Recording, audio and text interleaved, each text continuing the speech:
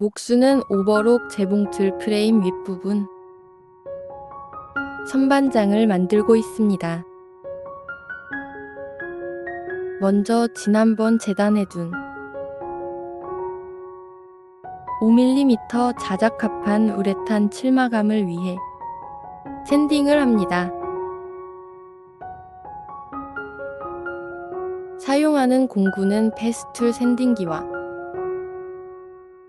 패스툴 집진기입니다.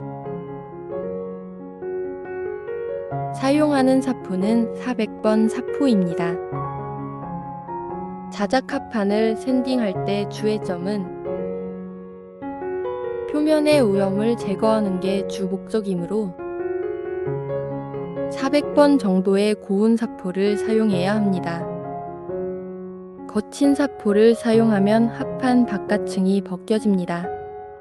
또 전동 샌딩기 사용 시 주의 점은 절대로 누르면 안 됩니다. 샌딩기 자체의 무게로만 작업해야 합니다. 힘으로 누르면 오히려 샌딩도 안 될 뿐더러 값비싼 샌딩기 패드의 수명이 짧아지고 심지어 모터축이 망가질 수도 있습니다. 목수는 15년 전에 산 샌딩기에 장착된 순정 패드를 아직도 새 것처럼 쓰고 있습니다. 샌딩은 표면의 얼룩 오염만 제거합니다. 샌딩 후 우레탄 칠마감을 끝냈습니다. 수성 우레탄을 압축 공기 스프레이를 사용해서 6회 작업했습니다. 이제 자작합판을 실리콘으로 프레임에 고정하겠습니다. 실리콘 팁은 사진과 같이 자르시면 됩니다. 실리콘건에 장착하실 때는 경사면이 아래로 내려오게 장착합니다.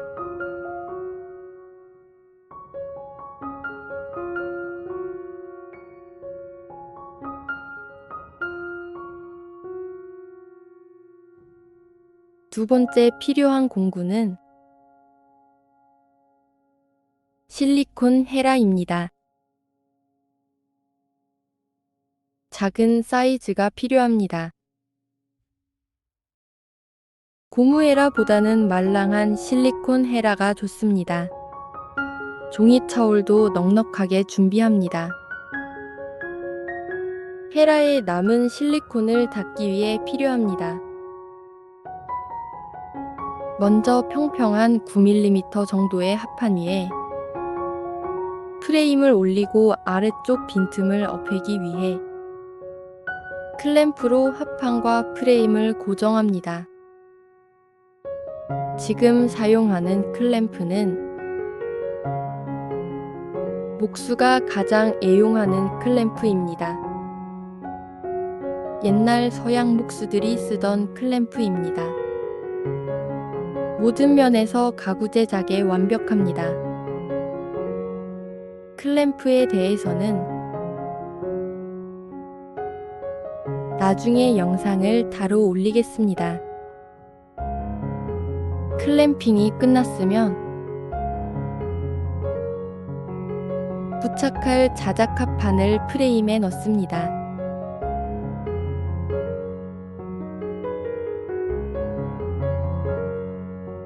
합판이 바닥과 밀착이 되게 확인합니다.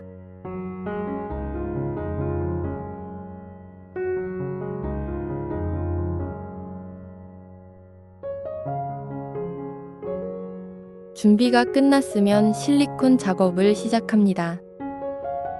작업 동안 실리콘 건은 45도를 유지합니다.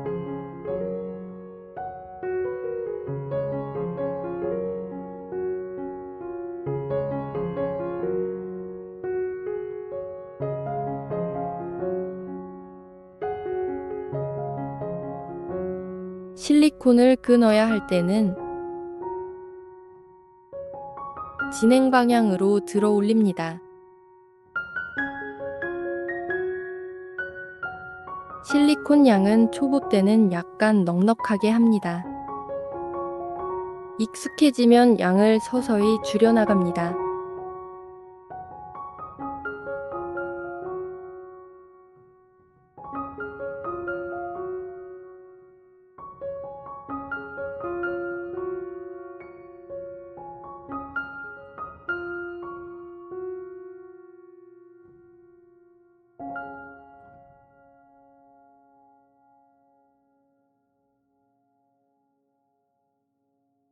남은 실리콘은 팁을 종이 타올로 감싸놓으면 됩니다.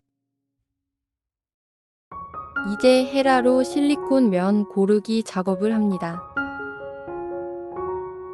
실리콘 작업대와 마찬가지로 헤라의 각도를 45도로 유지합니다. 끊어야 할 때는 진행 방향으로 들어 올립니다.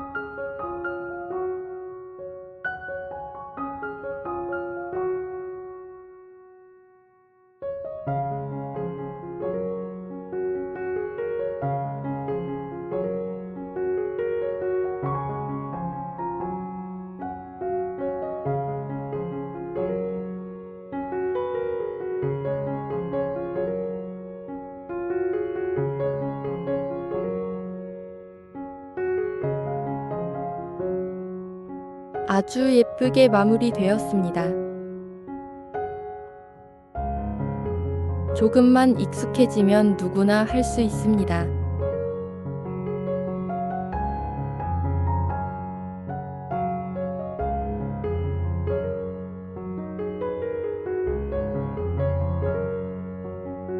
한 면이 끝났습니다. 6시간 정도 굳힌 후 다음 면을 작업하면 됩니다.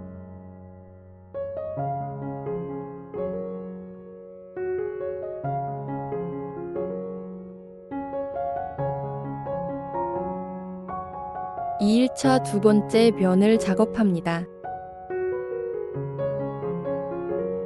방법은 동일합니다.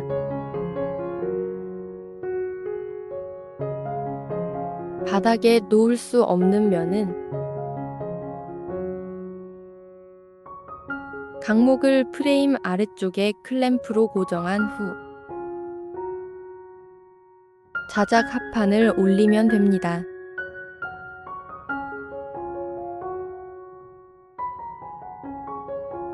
굳는데 하루를 기다릴 필요는 없습니다. 6시간 정도 지나 합판이 살짝 고정이 되면 다음 면을 작업하면 됩니다.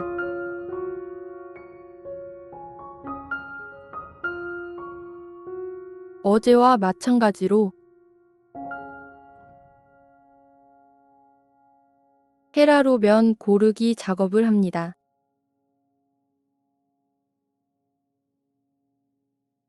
오늘은 2개 면을 한꺼번에 작업합니다.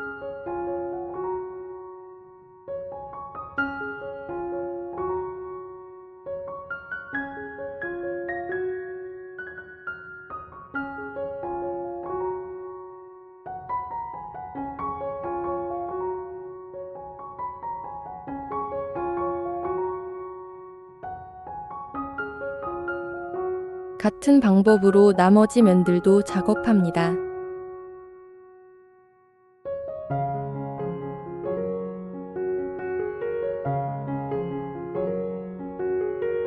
깔끔하게 완성이 되었습니다.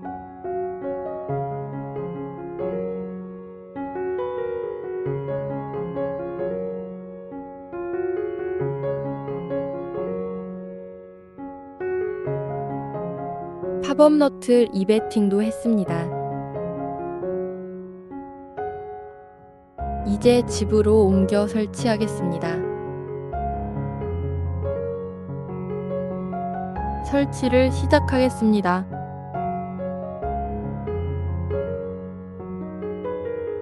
전기 배선도 마무리합니다. 설치가 끝났습니다.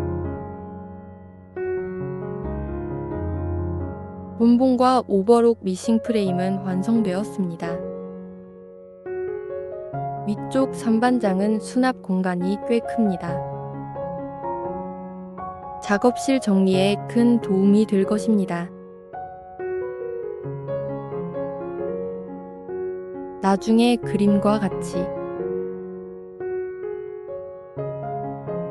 프레임 가운데에는 선반을, 아래쪽 좌우에는 서랍을 설치할 계획입니다. 다음에 제작할 가구는 가정용 재봉틀과 커버 스티치 재봉틀용 테이블 수납창입니다.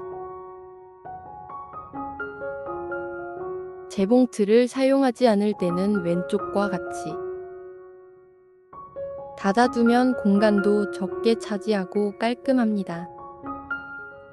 재봉틀을 사용할 때는 오른쪽처럼 펼치면 재봉틀 테이블이 됩니다. 봉제 작업실 배치도입니다. 현재까지 왼쪽 2개 프레임이 완성되었고, 다음번에는 오른쪽 2개 재봉틀장을 제작합니다. 그 외에 앞쪽에 재단 테이블과 선반장, 다림질장을 제작해야 합니다. 딱따구리가 선반장을 정리했네요. 작업실이 더욱 정리되고 깔끔해졌습니다. 재봉틀 프레임 완성 기념으로 커플룩 티셔츠를 만들어주네요. 이 맛에 가구를 만드는 거지요.